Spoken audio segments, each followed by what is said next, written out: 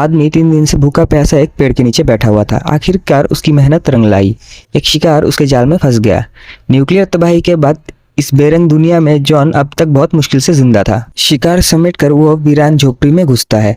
एक उम्मीद के साथ उसने नल घुमाया, लेकिन पानी का एक बूंद भी नहीं टपका। इस घर का पुराना मालिक शायद डर के मारे बहुत पहले ही मर चुका है। तो वही जॉन की नजर एक आदमी के पुराने जूते पर गिरता है। जूते बिल्कुल फिट थे। यह देखकर जॉन के चेहरे पे हल्की सी मुस्कान आ गई। अंधेरा गिरते ही उसने आग जलाई, फिर बिल्ली की चर्बी से अपने सूखे और फटे होठों पर एक परत लगाई। उस चर्बी के खुशबू से एक चूहा बाहर आ गया। जॉन ने उसे मीट का एक टुकड़ा दिया और धीरे से कहा, यह बिल्ली का मांस है। फिर उसने पुराने गीले नैपकिन से अपने शरीर को साफ किया। रात के सन्नाटे में उसने अपना 25 साल पुराना वॉकमैन चलाया और गाना सुनते सुनते सो गया।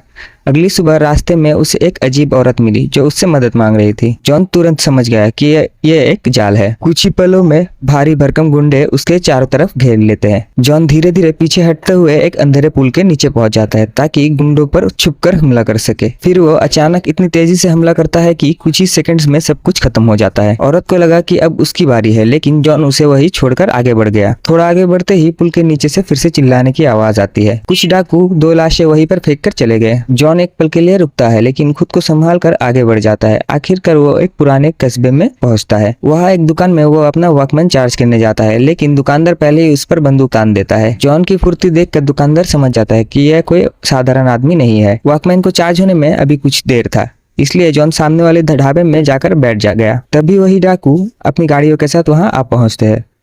ढाबे के अंदर बदमाश जॉन को उकसाने लगते हैं। जॉन एक ही झटके में उन सबको जमीन पर गिरा देता है। बाकी लोग उसके चारों तरफ से घेर लेते हैं। तभी जॉन अपनी लंबी तलवार निकालता है और सबको एक साथ आने को कहता है। कुछ ही पलों में सारे बदमाश जमीन पर पड़े होते हैं। माफिया का मुखिया चुपचाप ये सब देख रहा था और अब उसकी नजर जॉन पर टिकी हुई थी।